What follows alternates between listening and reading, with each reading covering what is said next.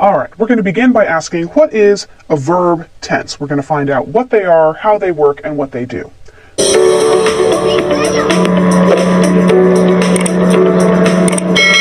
We're going to look at three simple tenses: the simple present, the simple past, and the simple future. And we're also going to look at the irregular past tense and past participle. This is a set of verbs that play by their own rules. We're going to look at them in detail. And finally, we're going to learn how to use simple tenses in our writing. All right, what is a verb tense? Well, the word tense in English for grammar comes from the Latin word tempus, which means time. Verb tenses are the ways that verbs change according to the time at which the action they describe occurs. There are three simple tenses. Simple present tense describes actions that occur in the present. Simple past tense describes actions that occurred in the past. And simple future tense describes actions that will occur in the future. Some verbs, called irregular verbs, have special participle forms that create unusual tenses, and we'll look at those as well. Okay, let's begin with a review of basic verb forms. This was covered in the last lesson, but we're going to go over it briefly so we can use it here. The base form of a verb is the first person singular present tense, the form that you'd use in the sentence, I do something, or after to form the infinitive. So, the cookies smell amazing. The verb is to smell, and the base form is smell. The present participle form is usually created by adding the suffix ing to the base form. The birds are singing, to sing. And the past participle form, which we'll get into today, is created by adding the suffix d or ed to the base form. I walked to the bus stop. The verb is walk. Now, the simple present tense. For regular verbs, all persons and numbers except third person singular use the base form of the verb to describe actions that happen right now, habitual actions, and general truths. The third person singular uses the base form with s or es added at the end. If the verb ends in y, you change the y to an I and add es. So, let's look at some examples. I talk to my mother each day. It's a habitual action. I do it all the time, so I use the base form talk. He talks to himself. It's a habitual action, but it's third person singular, he, so it becomes talks. They talk to each other all the time. Again, a habitual action. Even though the subject is plural, we still use talk. I fly in an airplane.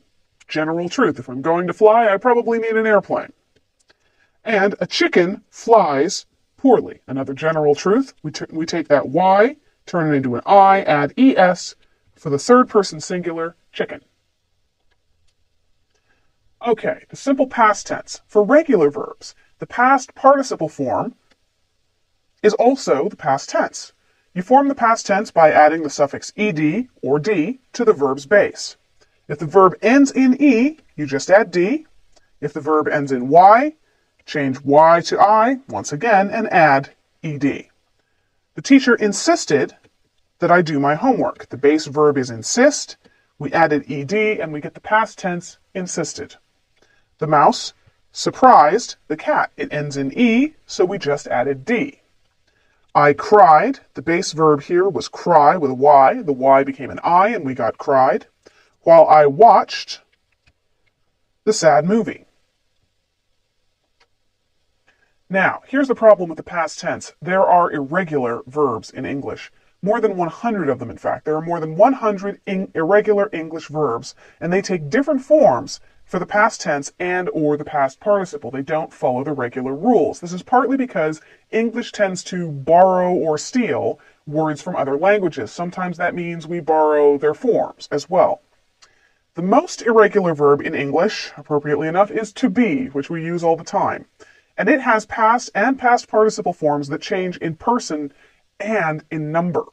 So, I am, yesterday I was, tomorrow, in the past I have been. So our past participle is a completely different form. You are, yesterday you were, in the past you have been. He, she, or it is, yesterday he, she, or it was, and in the past he, she, or it has been. We are, we were, we have been, and they are, they were, they have been. This is one of those you're just going to have to memorize. Irregular verbs. They play by their own rules. Some of them have the same past and past participle forms. It's very handy. They may not form them in the way that we're used to with the D or ED, but they're consistent. Have becomes had and had. Meet becomes met and met. Shine becomes shown and shown. Think becomes thought and thought. Find becomes found and found. Not too hard. Then we come to the really irregular verbs. Some irregular verbs have different past and past participle forms. So, today I begin, yesterday I began, in the past I have begun. We also have sink, sank, and sunk, swear, swore, and sworn, drive, drove, and driven, hide, hid, and hidden. And then, just because it wasn't complicated enough, some irregular verbs have past participles that are the same as the base. Today I come, yesterday I came, but in the past I have come, and it goes right back around to the base. Today I overcome, yesterday I overcame, and in the past I have overcome, right back to the base. Today I run, yesterday I ran, and in the past I have run, right back to the base. Unfortunately, irregular verbs simply must be memorized. The only way to learn them is to memorize the living daylights out of them. But the best way to make sure you retain what you learn is to read and listen a lot. Read things written by native English speakers. Listen to native English speakers who speak correctly.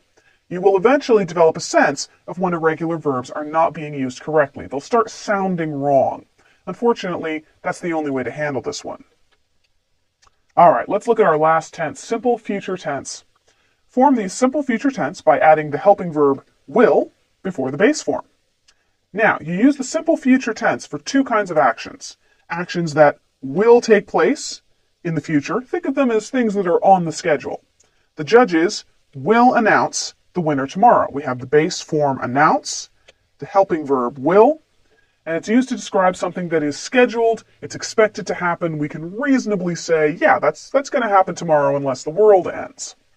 You also use the simple future tense for actions that are predictable given certain circumstances, especially if-then statements. For example, if you stick your hand into the fire, you will burn your fingers. If fire continues to behave as it always has, and fingers behave as they always have, sticking your fingers into the fire will burn them. It's predictable. So, here's how to use simple tenses. You use the simple present tense for habitual actions, actions you do all the time, actions that are happening right now as you speak, and for facts and general truths. My cat meets me at the door each evening. It's the cat's habit, happens all the time, so we use the simple present tense. I think I see my brother over there. That's happening right now. I'm thinking and I'm seeing right now, so we use the simple present tense. And the blue whale is the largest animal on Earth. It's a general fact, so we use the simple present tense. Now, you use the simple past tense for actions that occurred in the past. Yesterday, I met a friend for lunch. The concert lasted for 3 hours before it ended. This is a statement you could only make after the concert is over, so you use the past tense lasted and ended. And finally, once I was a very poor student. That implies that you're not anymore, so you need the past tense to say I was a poor student. You use the simple future tense for actions that will occur in the future, they're on the schedule, or actions that can be predicted given certain circumstances. The sun will rise tomorrow. I wrote it down on my calendar, so it's going to happen. And if you drink spoiled milk, you will become ill. That's pretty predictable if spoiled milk is actually spoiled. All right, see if you can figure out which tense to use in each of these examples. Next Wednesday, I, some form of give, a presentation in class. On a clear night, the stars, some form of shine, brightly. 2 hours ago, I, some form of begin, reading a new book.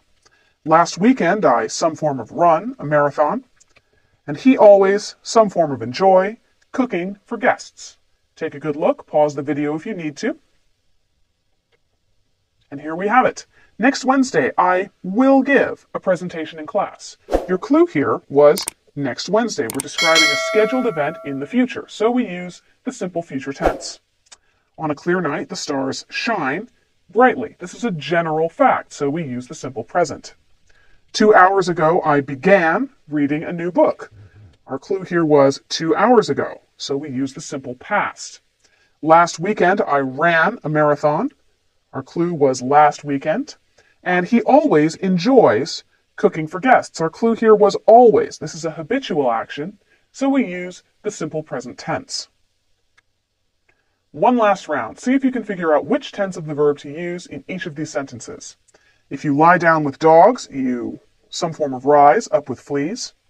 Every morning, she some form of make herself a cup of coffee. In 1066, William the Conqueror, some form of invade Britain.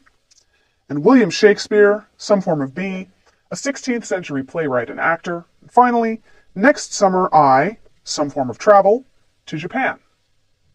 Take a good look. And there you have it. If you lie down with dogs, you will rise up with fleas.